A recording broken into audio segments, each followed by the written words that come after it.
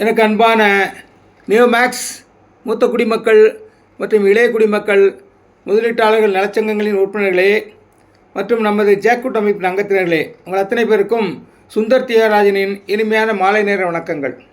நண்பர்களே, நம்ம junior citizen சங்கத்தினுடைய தம்பி அசோக்குமார் பொருளாளர் அவர்கள் சில கேள்விகளை எனக்கு வாட்ஸ்அப் மூலமாக அனுப்பியிருக்கிறாரு. பாருங்கள், வாட்ஸ்அப் மூலமாக அனுப்பியிருக்கிறாரு. நான் அதை எழுதி வச்சுருக்கிறேன். ஏன்னா மொபைல் தான் வீடியோ எடுத்துகிட்ருக்கனால எழுதி வச்சுருக்கிறேன். அவர் ஒரு சுமார் 8 கேள்விகளை கேட்டிருக்காரு. என்னென்ன கேள்வினாக்கா, கேள்வி நம்பர் 1, மணிகண்டன், அதாவது தேனி மணிகண்டன் சொல்கிறார். தேனி சங்கத்தினுடைய செயலாளர் இருக்கார்ல மணிகண்டன், 20 நாள் அமைதியை கலைத்தார். 20 நாளுக்கு அப்புறம் இன்றைக்கி வீடியோ பேசியிருக்கிறாராம் அவர். அந்த வீடியோ எனக்கு அனுப்பிவிட்டார். நானும் அந்த வீடியோ பார்த்தேன். அவர் அதில் சொல்லியிருக்கிறாரு, சுமார் 20 நாளாக நான் ஒன்றும் பேசாமல் இருந்தேன், இப்போ பேசியிருக்கேன்னு சொல்லி பேசியிருக்கிறாரு.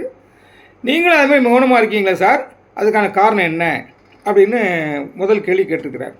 2வது கேள்வி, குரூப் ஃபிட்டு. இந்த குரூப் ஃபிட்டை பற்றி ஒரு மணிகண்டன் பேசியிருக்கிறாரு. அதனால் இவருக்கும் டவுட் வந்துருச்சு போலக்கு.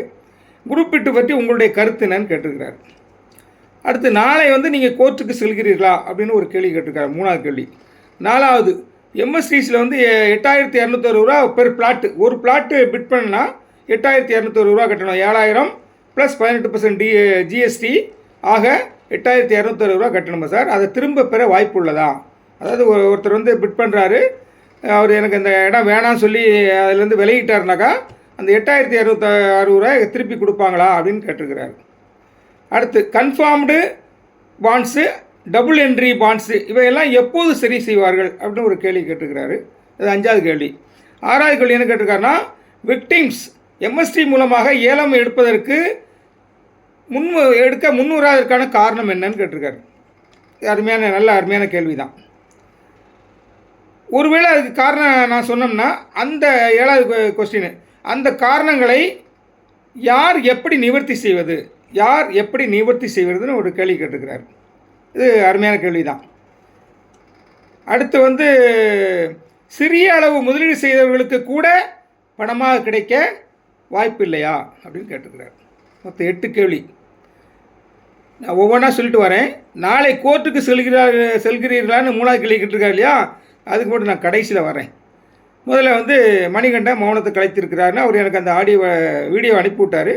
அந்த வீடியோ நான் பார்த்தேன். தம்பி மணிகண்டனும் சாய் சரணும் பேசியிருக்காங்க. நல்லா தான் பேசியிருக்காங்க. அதில் ஒன்றும் குறைபாடு இல்லை. நம்ம அதில் ஒன்றும் கருத்து சொல்கிறதுக்கு ஒன்றும் இல்லை. பட் ஆனால் அவர்களுடைய மௌனத்துக்கும் என்னுடைய மௌனத்துக்கும் கொஞ்சம் வித்தியாசம் இருக்குது தோழர்களே.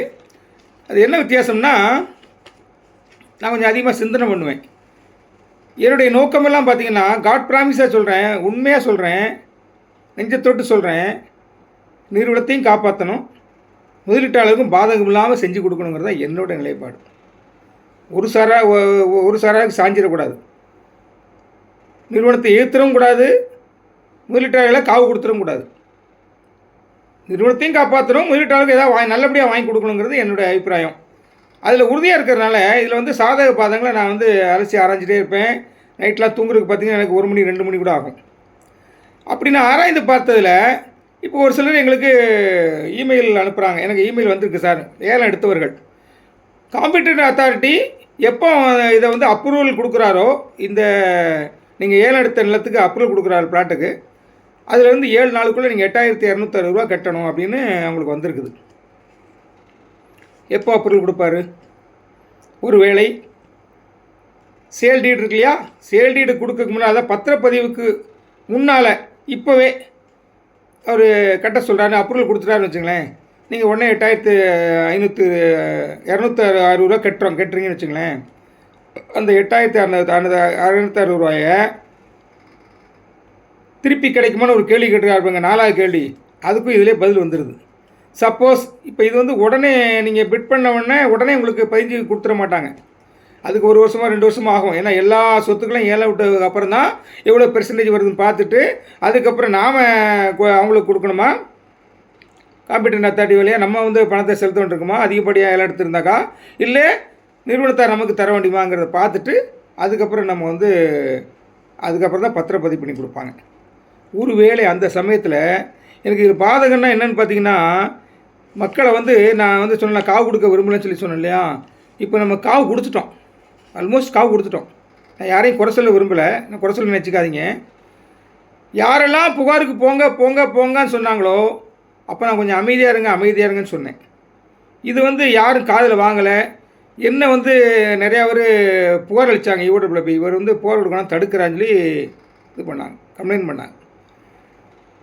அவங்கெல்லாம் இப்போ அமைதியாக தான் இருந்துகிட்ருக்குறாங்க, ஒரு சிலரை தவிர. இப்போ இந்த நிலைமைக்கெல்லாம் காரணம் என்ன? புகார் எண்ணிக்கை அதிகமாக போனதான்.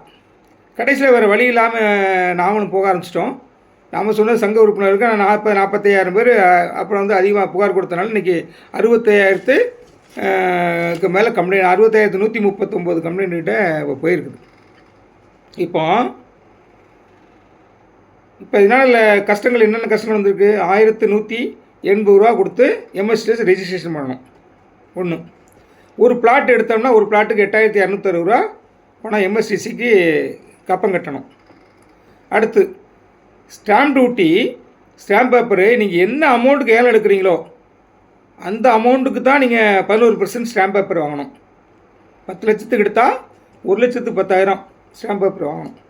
இதுக்கு முந்தி நடைமுறை எப்படின்னாக்கா, ஒருத்தர் கோடிக்கணக்காக கோடியாக பெரிய பெரிய பங்களாலாம் எடுப்பார், கோடியில் செலுத்தி.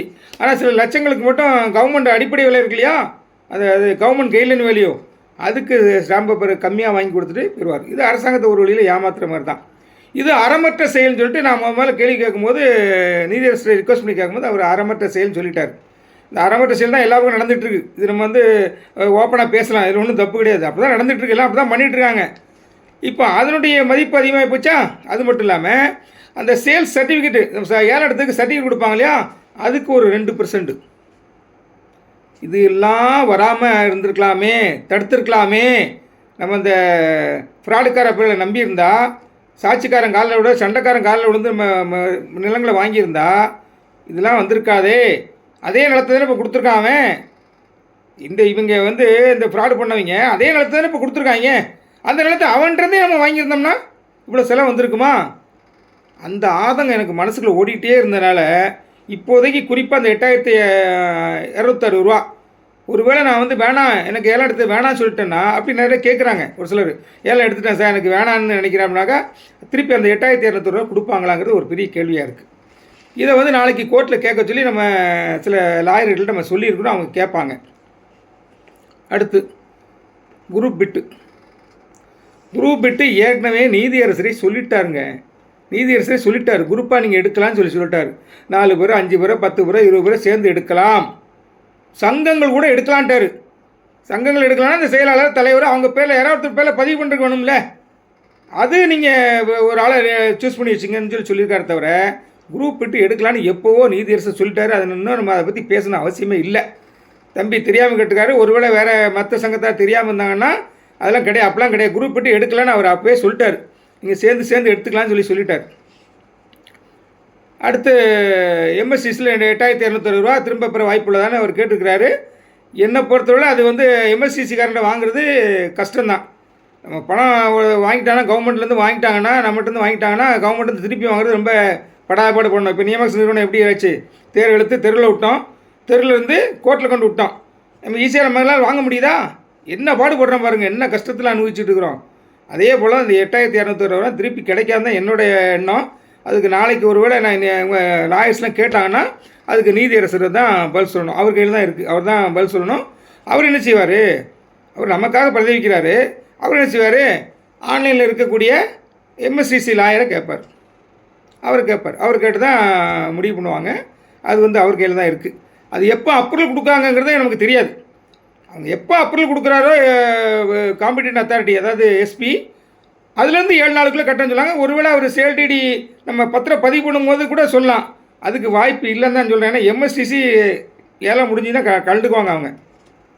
அதனால் இது வந்து நமக்கு இழப்பாக தான் வரும்னு நான் நினைக்கிறேன். அதனால தான் அமைதியாக இருக்கேன். என்னுடைய மௌனத்துக்கு அது ஒரு காரணம். என்னுடைய மௌனத்துக்கு எல்லாம் காரணம் தாங்க. நமக்கு முதலீட்டாளருக்கு அநியாயமாக காசு இழப்பு வருதா, பணம் இழப்பு வருதா? இப்போ ஒன்று சொல்கிறேன் கேளுங்க, புரியும்படியாக சொல்கிறேன். இப்போ பாண்டுக்கு லேண்டுன்னு ஓரளவுக்கு வந்துருச்சு. இருக்கிற பாண்டுக்கு அப்படியே லேண்டை கொடுத்துட்டா கூட பரவாயில்ல, மேற்கொண்டு நம்ம கையிலேருந்து போகுதில்ல 1,180 ரூபா. நான் அது கூட போனால் போதுன்னு விட்டுட்டேன். அது ஒரு வருஷத்துக்கு தான் வேலிடு. இப்போ மார்ச் மாதம் பண்ணுங்க, அடுத்த மார்ச் மாதம் வந்தால் திருப்பி 1,180 ரூபா திருப்பி கட்டணும். ஒரு வருஷம் தான் வச்சுருக்கிறான் எம்எஸ்சிசிக்காரன் அந்த 1180 ரூபாயை. அது கூட நான் சொல்லிட்டேன், 2 வாட்டி மளிகை கடைக்கு போன மாதிரி நினச்சிங்க. ஒரு வாட்டி மளிகை கடைக்கு போனாலே 500 ரூபாய்க்கு மேலே ஆகிடுது. ஸோ 2 வாட்டி மளிகை கடைக்கு போன மாதிரி நினச்சிங்கன்னு சொல்லி நான் அது போட்டுன்னு விட்டேன். எனக்கு அது தெரியும், அது எக்ஸ்பைரி ஆகிடும். ஆனால் ஒரு பிளாட்டு பிட் பண்ணும்போது 8260 ரூபா கட்டணும். 11% நம்ம எடுக்கிற ஏலத்தொகைக்கு ஸ்டாம்ப் டியூட்டி வாங்கணும். 2% அந்த ஏலம் சர்டிஃபிகேட் வாங்கணும் இல்லையா, அந்த சர்டிஃபிகேட் வாங்குறதுக்கு 2%. இதெல்லாம் இப்படிலாம் மக்களுக்கு வந்து கையிலேருந்து கொடுக்க வேண்டியிருக்கு. அதுக்கு ஏதாவது செய்யலாமான்னு சொல்லிட்டு தான் நான் அமைதியாக இருக்கேன். யாரையும் எம்எஸ்சிஸை பதிவு பண்ணுங்கன்னு யாரையும் கம்பல் பண்ணல, ஏலம் எடுங்கன்னு கம்பல் பண்ணாமல் இருக்க காரணம் இதுதான். தொடங்கி நான் ஓப்பனாக மனசை திறந்து சொல்லியிருக்கேன். அப்போ இவர் அடுத்த ஒரு அது அந்த கேள்விக்கு பதில் இதே சொல்லிடலாம். அந்த காரணங்களை யார் எப்படி நிவர்த்தி செய்வது? அதாவது 6வது கொஸ்டின் கேட்கல, விக்டிம்ஸாக எம்எஸ்சிஸில் மூலம் ஏலம் எடுக்க தயங்குறாங்க, அது ஒரு கேள்வி. அந்த காரணங்களை யார் எப்படி நிவர்த்தி செய்வதுன்னு ஒரு கேள்வி கேட்டுருக்காங்க. முக்கியமான கேள்வி, நல்ல கவனிங்க. இப்போ விக்டிம்ஸ் ஏங்க எடுக்க தயங்குறாங்க? நம்மக்கிட்ட வந்து தகவல் வச்சு சொல்கிறோம். எங்களுக்கு நியம சொத்துக்களை பற்றி எனக்கெலாம் அதிகமாக கூட இது இல்லை, புரிதல் இல்லை. ஏன்னா நான் அந்த நிறுவனத்தை தலைவர் கிடையாது. நான் சொல்கிற மாதிரி என்னை ஒருத்தர் கிண்டல் பண்ணுவார் நெய்வேலியில் உட்காந்துட்டு. அக்மார்க், பியூர் அக்மார் முதலீட்டாளர். நான் எந்த நிறுவனத்தில் எந்த எஸ்ஹெச்சோ டிஹெச்சோ கிடையாது. அவரை போல் நெய்வேலிக்காரர் நியோ சங்கத்துக்காரர் அவர் எனக்கு நெக்கடிப்பார் இந்த வார்த்தையை சொல்கிறதுக்கு, அக்மார்க் சொன்னதுக்கு. உண்மையிலே நான் வந்து பியூர் முதலீட்டாளர் தான். அதனால் எனக்கு இந்த தலைவர்களை பற்றியோ அந்த நிலங்களை பற்றி எனக்கு அதிக புரிதல் கிடையாது. நான் அவங்க தான் கூட்டுன்னு காமிச்சாங்க. இந்த எஸ்ஹெச் நியோ சங்கத்துக்காரர் இருக்கா இல்லையா, அன்பு நாயகம், இவர் ரோஷன் கான் கூட அவர் எஸ்ஹெச் தான் நினைக்கிறேன். இவங்க எல்லாமே கூட்டு காமிச்சதுனால அவங்களுக்கு அந்த புரிதல் இருக்கும். எனக்கு அந்த நிலங்களை பற்றி எனக்கு தெரியாது. மக்கள் சொல்கிறத வச்சு நான் என்ன சொல்கிறேன்னா, ஃபஸ்ட்டு இது வந்து கொஞ்சம் ரோட்லேருந்து 6 கிலோமீட்டர் உள்ளதில் இருக்குது, நாங்கள் எப்படி எடுக்கிறது அப்படின்னு ஒரு கேட்குறாங்க. 2வது முள்ளுக்காடாக இருக்குன்றாங்க. மைல் ஸ்டோன் இல்லை, மைல் கல் இல்லை, இந்த இது பவுண்ட்ரி கல் இருக்கு இல்லையா, அது இல்லைன்றாங்க. இது எல்லாம் நீதியரசர் சொல்லிட்டார். உள்ளபடி எல்லாம் சொல்லிட்டார். ஒரு நிறுவனத்தை முடக்கிட்டு ஏலத்துக்கு போச்சா இப்படி தான் வரும். நிறுவனத்துக்கான தலையிடாலாம் சமப்படுத்தி கொடுப்பானா, அவனுக்கு என்ன வந்தது, அவன்பாட்டு போயிடுவான். அரசாங்கம் தான் ஏலம் விடுது. ஸோ அதனால் அதெல்லாம் வந்து அவங்களுக்கு வந்து தயக்கமாக இருக்குது. எங்கே எந்த பிளாட் இருக்குன்னு தெரிலன்றாங்க. இது யாரும் ஒன்றும் பண்ண முடியாது, நீதியரசரே ஒன்றும் பண்ண முடியாது. அவரே உள்ளபடி தான் ஏலம் சொல்லிட்டார். இது நம்ம தான் பார்த்துக்கணும். லேஅவுட் இருக்குது, அந்த லேஅவுட்டை வச்சு குத்து மதிப்பாக அந்த இடத்துல வரும்னு நம்ம பார்த்துட்டு, இல்லை ஒரு சர்வேரை கூட்டு போய் நம்ம பார்த்துக்க வேண்டியதான். இதுதான் பண்ணணும். இது ஒரு பாதிப்பு. அவங்க வந்து முடியாதுன்றாங்க. ஒரு சிலர் ரேட்டு அதிகன்றாங்க. அதுக்கு நான் ஏற்கனவே சொல்லிட்டேன், வேறு வழி இல்லாதனால தான் நம்ம எடுக்க வேண்டிய நிலைமை இருக்குது. வேறு வழியே இல்லை. இப்போ எடுத்து போட்டிங்கன்னா, இப்போ எடுக்கிற வேலையும் இந்த ஒரு வருஷம் கழிச்சு போனால் அது அதிகப்படியான மதிப்பு வந்து ஈக்குவலைஸ் ஆகிடும். இப்போ எடுக்கிறதுனால ஒரு 1 லட்சம் அதிகமாக இருக்குது பிளாட்டுக்கு அப்படின்னு நீங்கள் நினச்சிங்கன்னா, ஒரு வேளை அந்த 1 லட்சம் அதிகமாகிறது அடுத்த வருஷம் வரும்பொழுது அது ஓரளவுக்கு சமநிலைக்கு வந்துடும் நினைக்கிறேன். ஏன்னா வருஷம் ரேட் வந்து ஏறிட்டு தான் போகுது.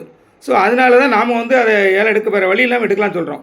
இந்த கையிலேருந்து கொடுக்க வேண்டிய பணம் இருக்குது பார்த்தீங்களா, அதுக்கு மக்கள் தயங்க. மெயினான காரணம் இதுதான். 1180 ரூபா நம்ம சொன்னதுக்காக வந்து பதிவு பண்ணிட்டாங்க. இப்போ என்ன நீங்களாம் உங்களுக்கு ஒரு கேள்வி வரலாம். இப்போ அசோக்குமார் தம்பி பையன் கூட இருந்தானே, அவருக்கு இந்த கேள்வி என்கிட்ட கேட்டிருப்பார். அப்போ எதுக்கே நீ வந்து ரிஜிஸ்ட்ரேஷன் பண்ண சொன்னேன் அப்படின்னு சொல்லி அவர் என்னை கேட்டிருப்பார். இந்த எம்எஸ்சிசி ரிஜிஸ்ட்ரேஷன் பண்ண போகும்போது இஓடபிள்யூவில் அந்த எம்எஸ்சிசி ஆளுங்க இருக்கும்போதே கேட்டிருக்கிறாங்க. அவங்க நீங்கள் ஏலம் எடுக்க போகிறீங்களான்னு கேட்டிருக்காங்க. அப்போ நிறைய பேர் ஓப்பனாக உண்மையை சொல்லிட்டாங்க, இல்லை நான் ஏலம் எடுக்க போகிறதில்ல. அப்போ எதுக்கு நீங்கள் ரிஜிஸ்ட்ரேஷன் பண்ணுறீங்கன்னு அவங்க கேட்டிருக்காங்க. சரியான கேள்வி. நம்ம எதுக்காக ஏலம் எடுக்க சொன்னோம்? நீதியரசர் நமக்கு ஒரு நல்ல தீர்ப்பை கொடுத்துட்ருக்கிறார். அப்போ அவருடைய சொல் பேச்சு கேட்காம நம்ம அட்லீஸ்ட் நம்ம பதிவு கூட பண்ணாமல் இருந்திருந்தோன்னா அவர் மனநிலை பாதிக்கப்படும். அவர் கொஞ்சம் அவருக்கு ஒரு வெக்ஸ் ஆகிடுவார் இல்லையா, ஒரு நம்ம மேலே ஒரு அதிருப்தி வந்துடும்.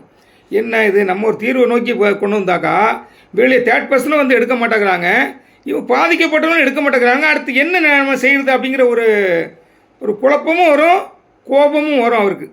அதை தவிர்க்கிறதுக்காக தான் அது கோபத்தின் விளிம்புக்கு போயிட்டு உச்சத்துக்கு போயிட்டு அவர் பாட்டு கிடப்பில் போட்டுறக்கூடாது, ஃபுல் எஸ்ஓபி ஃபாலோ பண்ணிடக்கூடாது அப்படிங்கிறதுக்காக தான் நம்ம வந்து இதை வந்து நம்ம ரெஜிஸ்ட்ரேஷன் பண்ண சொன்னோம்.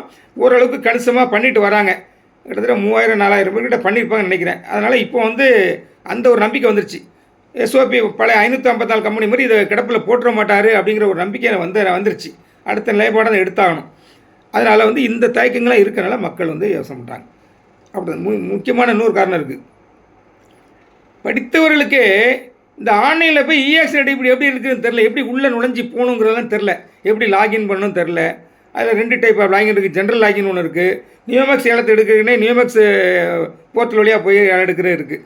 அது தெரியல. அதெல்லாம் ஈஸி மெத்தடுங்க. நம்ம நினச்சிட்டோன்னா, மனசு வச்சுட்டோன்னா, நாங்கள்லாம் அந்த மூத்த குடிமக்கள் நினச்சி ஈஸியாக பண்ணிடுவோம். அது எப்படிங்கிறத ஒரு சின்ன ஒரு சாம்பிளுக்கு சொல்கிறேங்களுங்க. ஒன்றும் இதுக்கெலாம் நான் திருச்சியில் போய் தனியாக ஒரு வீடு எடுத்துலாம் நான் தங்கணும் அவசியம் கிடையாது. நான் அப்படி தான் நினைப்பேன், செய்வேன். இப்போ திருநெல்வேலியில் ஏலம் விட்றாங்கன்னு சொன்னாக்கா ஒரு 4-5 நாள் விடுவாங்க. இல்லை மொத்த பிளாட் ஒரு நாளைக்கு 300 தான் விட்றாங்க. ஒரு 1200 பிளாட் இருக்குன்னா 4 நாள் ஏலம் போகும். அந்த 4 நாள் போய் அந்த திருநெல்வேலி நகரத்தில் போய் உட்காந்துட்டு ஒரு மண்டபத்தையோ ஒரு சின்ன ஹாலே பிடிச்சி, மினி ஹாலே பிடிச்சிட்டு, ஏலம் யாராலும் எடுக்கிறீங்களா வாங்கன்னு சொல்லி வர சொல்லி, நான் ஒத்த ஆள் செல்ஃபோனை கையில் வச்சுட்டே சொல்லி கொடுத்து நான் ஏலம் எடுக்க வச்சுருவேன். இது ஒரு பெரிய வேலை கிடையாது. இது எனக்கெல்லாம் அது கைவந்த கலை. நான் ஆசிரியர் பணியாற்றினவன். ஈஸியாக என் செல்ஃபோனை கையில் வச்சுட்டு அவங்கவுங்க செல்ஃபோனில் எப்படி ஏலம் எடுக்கிறேன்னு நான் ஈஸியாக கற்றுக் கொடுத்துருவேன். அடுத்த 4 நாள் கழித்து அடுத்த ஊருக்கு போயிடுவேன். தூத்துக்குடி ஏலம் விட்றாங்களா அல்லது கோயில்பட்டி ஏலம் விட்றாங்களா அந்த இடத்துக்கு போயிடுவேன். போய்ட்டு ஈஸியாக அதை கற்றுக் கொடுத்து ஏலம் எடுக்க வைத்துடலாம்னது ஒரு பெரிய விஷயம் கிடையாது. அது என்னால் பண்ண முடியும். அது நம்ம இப்போ ஏன் அமைதியாக இருக்கவங்க காரணத்தை நான் சொல்லிட்டேன்.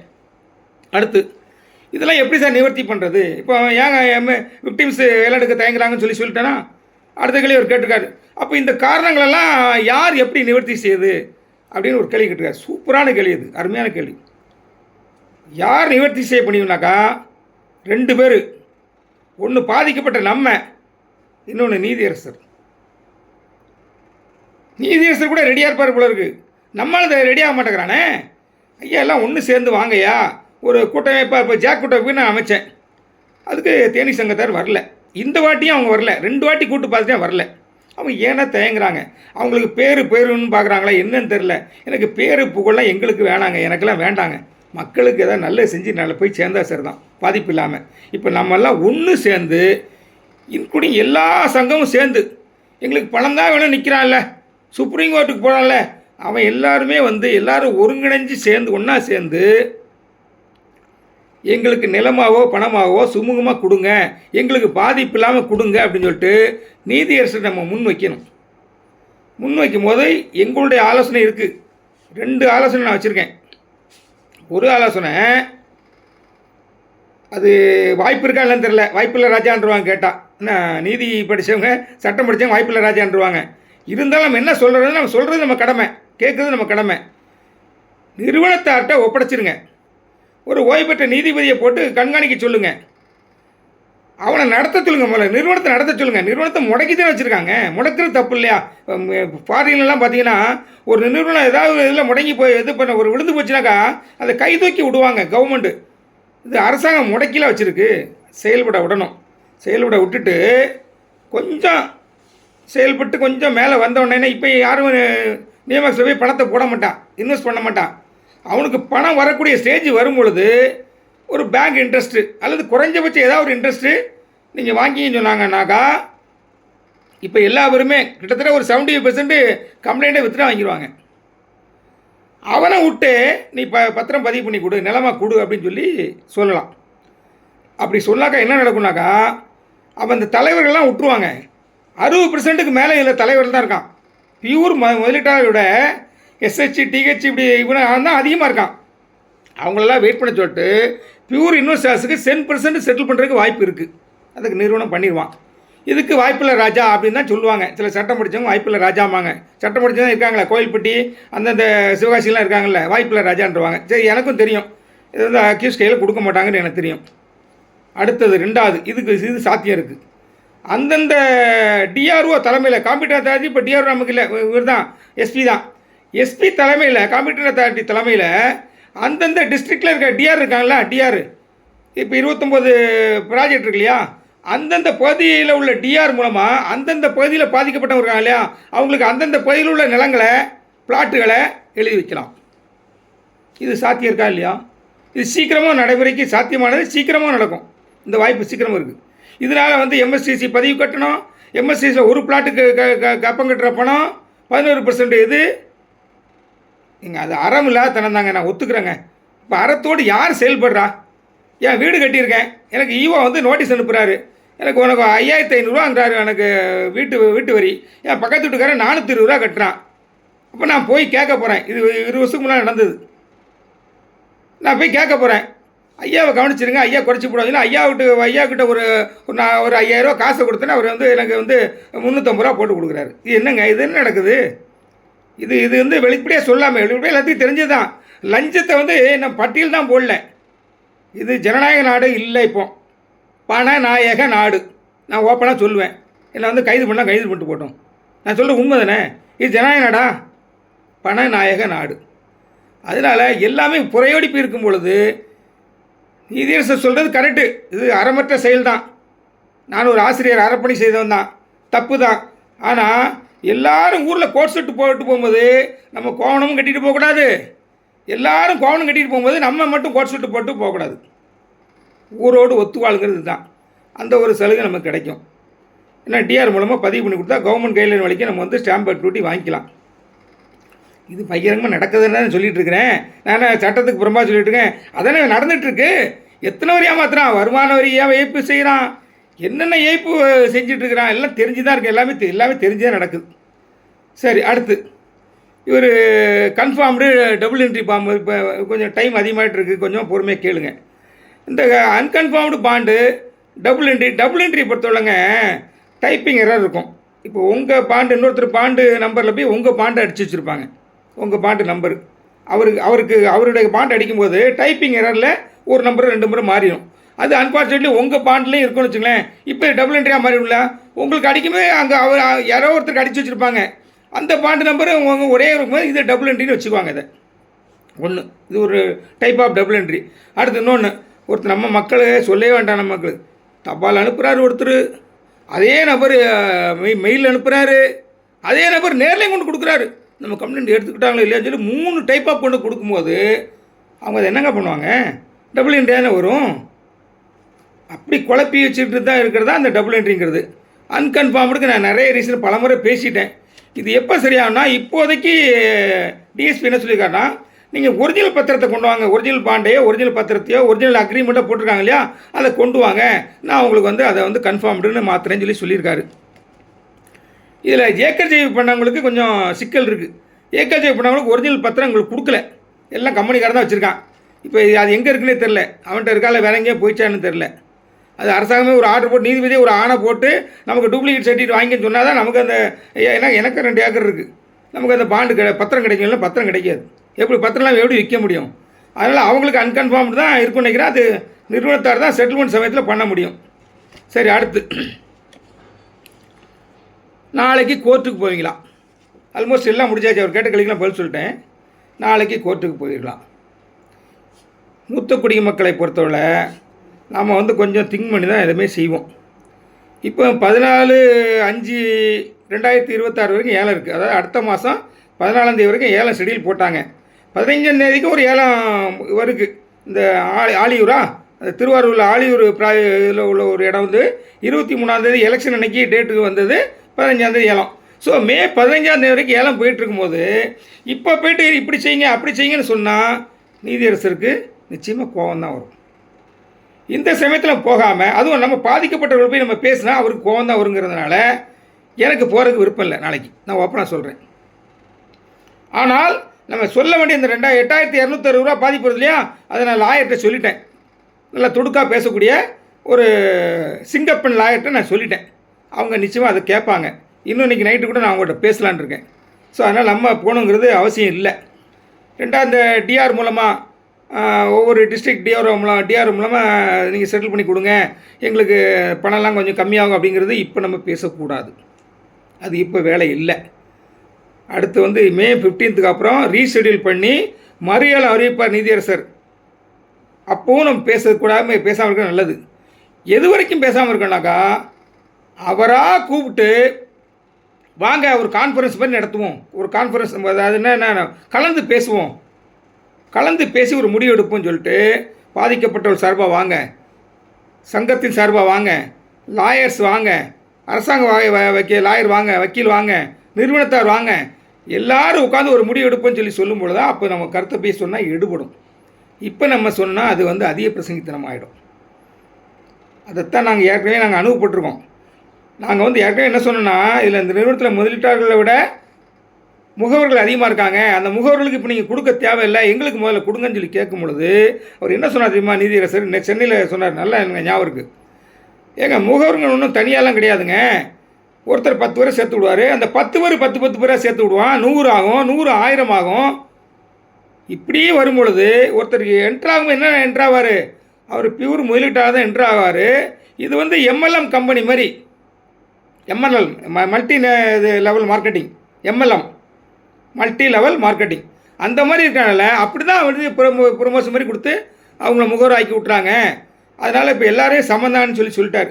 அதனால் அந்த பாயிண்ட் அடிபட்டு போகும். முகவர்களுக்கு எல்லாம் அப்புறம் கொடுத்துக்கலாம், நமக்கு முதல்ல கொடுங்க அப்படிங்கிறலாம் அது அடிபட்டு போகும். இப்போ எல்லோரும் சம்மந்தான், சட்டத்தின் பார்வையில் எல்லாம் சம்மந்தான். நான் ஒன்றே ஒன்று கேட்குறேன் கடைசியாக. நாளைக்கு இந்த சுப்ரீம் கோர்ட்டுக்கு போனாங்கல்ல, இந்த பணம் தான் வேணும்னு அடம் பிடிச்சிட்டு இருக்காங்க இல்லையா? இதில் இன்னொரு கேள்வி ஒன்று இருக்கேன், அதை நான் விட்டுட்டேன். சிறு முதலீட்டாளர்களுக்கு, அதாவது 1 லட்சம் 2 லட்சம் 3 லட்சம் போட்டவங்களுக்கு பணமாக கிடைக்க வாய்ப்பு இருக்கான்னு கேட்டிருக்காரு. வாய்ப்பு இருக்குது. நீங்களும் நானும் விட்டு கொடுத்தா வாய்ப்பு இருக்குங்க. இந்த பணம் தான் வேணும் நிற்கிறான் இல்லையா, அந்த பகவான்கள்லாம் விட்டு கொடுத்தாங்கன்னா நீதியரசர்கிட்ட கேட்டு, ஐயா இப்போ ஒரு சில பிளாட் வெளியே இழத்து போதில், இப்போ மொராய் சிட்டியில் 1 கோடி 75 லட்சம்னு ஒரு பெரிய பிளாட் இழத்து போயிருக்கு.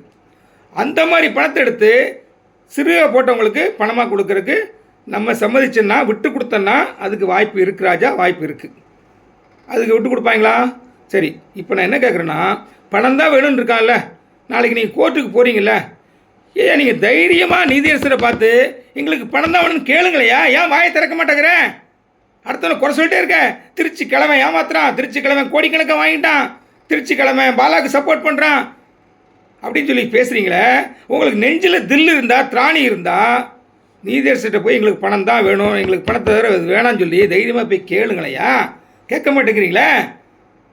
நாங்கள் போய் பேசினா கூட இவன் கம்பெனி ஆளுன்னு பின்னாடி இருந்து அந்த கணேஷ் ஆதித்யாங்கிறவன் கத்துறான். அவன் ஒரு டீம் வச்சுட்டு கத்துறான். உங்களுக்கு தில் இல்லையா? உங்களுக்கு தைரியம் இல்லையா? கேளுங்களேன். நீங்கள் கேட்டிங்கன்னா அப்படியாவது எங்களுக்கும் கிடைக்குமையா? பணமாக கிடைக்குமையா? எங்களுக்கும் பணமாக கிடைக்குமே, நாங்களும் சந்தோஷப்படுவோமே. சட்டியில் இருந்தால் தான் அகப்பேர் வரும். நாங்கள் யதார்த்தமாக பேசுகிறோம், யதார்த்தத்தை தான் ப்ராக்டிக்கலாக பேசக்கூடிய ஆளுங்க. 3rd பர்சன் ஏலத்துக்கு வர மாட்டேங்கிறான். அப்படி லட்டு மாதிரி இது டிடிசி அப்படி பிளாட்டு அதுக்கே வர மாட்டேங்கிறான். அதுக்கே வராதவன் எப்படி பேரலண்ட் எடுக்க வருவான்? அடுத்தடுத்து வரப்போகுது, அடுத்தடுத்த கூத்துலாம் இருக்கணும். இந்த அப்ரூவ்டு பிளாட்ஸுக்கு ஏலம் போகிறதுக்கு இவ்வளவு கஷ்டப்பட்டுட்டு இருக்கோமே, நமக்கு பணம் கிடைக்க மாட்டேங்குது, லேண்டு நம்மளும் வாங்க மாட்டேங்கிறாமே. அடுத்தடுத்து என்ன நடக்குங்கிறத பொறுத்து தான் பார்க்கணும். அதனால் தோழர்களே, நான் என்னுடைய மௌனம் வந்து நல்லதுக்கு நினச்சிங்க. நான் யாரையும் காவு கொடுக்க மாட்டேன், யாரையும் அவசரப்படுத்தவும் மாட்டேன். நிதானம் யோசனை பண்ணி தான் செய்வேன். இப்போதைக்கு நமக்கு தடையாக இருக்கிறது 8260 ரூபா நமக்கு திருப்பி கொடுக்கப்படுமா? ஒருவேளை நான் அந்த பிளாட் வேணான்னு சொல்லிட்டேன்னா எனக்கு 8200 ரூபா திருப்பி கொடுப்பாங்களா அப்படிங்கிற ஒரு பெரிய கொஸ்டின் இருக்குது. நாளை விடை கிடைக்க தான் பார்ப்போம். திருப்பி நான் சொல்கிறேன், அந்த மாவீரர்கள்லாம் நாளைக்கு போயிட்டு சுப்ரீம் கோர்ட்டுக்கு போனால அவங்கெல்லாம் நாளைக்கு போகிறானுன்னு கேள்விப்பட்டேன், சொல்லிட்டு இருக்கானுங்களே. போய் உள்ளே போய் எங்களுக்கு பணம் தான் வேணும் கேளுங்க. உங்கள் மூலமாக எல்லாத்துக்கும் கிடைக்கட்டும், நல்லதானே? திருச்சிக்கெல்லாம் தான் ஏமாத்துறேன்றீங்க இல்லையா? நீங்கள் வாய் திறந்து பேசுங்கய்யா. நாளைக்கு கோர்ட்டில் போய் பேசுங்க, எல்லாத்துக்கும் நல்லது செய்யுங்கய்யா. எல்லாம் ஒன்றா வாங்கலேன், ஒன்றா ஒரு மீட்டிங் போடுங்க, ஒன்றா உட்காந்து பேசுவோம். மீட்டிங் ஒன்றா கூப்பிட்டா வர மாட்டேங்கிறானே, ஒரு குரூப் வரவே மாட்டேங்கிறான். சரி, அவன் தான் பெரிய சங்கம் வர மாட்டேங்கிறான்னு பார்த்தா மற்றவங்கள கூப்பிட்டா அந்த மானாமதுரை அவன் இருக்கான்ல, கோர்ட்லேருந்து பேசினான்ல கணேஷ் ஆதித்யா, அந்த தம்பி வர மாட்டேங்கிறானே. நெய்வேலிக்காரராக ஃபோன் பண்ணி சொன்னார், சார் எனக்கு வர முடியலன்னு சொல்லி சொன்னார். வேறு எவனும் வர மாட்டேங்கிறானே, சங்காரம் வச்சுருக்கான், வர மாட்டேங்கிறானே. எல்லாம் சேர்ந்தாதான் நமக்கு வந்து இழப்பீடு இல்லாமல் வாங்க முடியும். இல்லைனா இழப்பீடுகளை தவிர்க்க முடியாது, மட்டுமல்ல காலதாமதத்தை தவிர்க்க முடியாது. நன்றி தோழர்களே, நன்றி.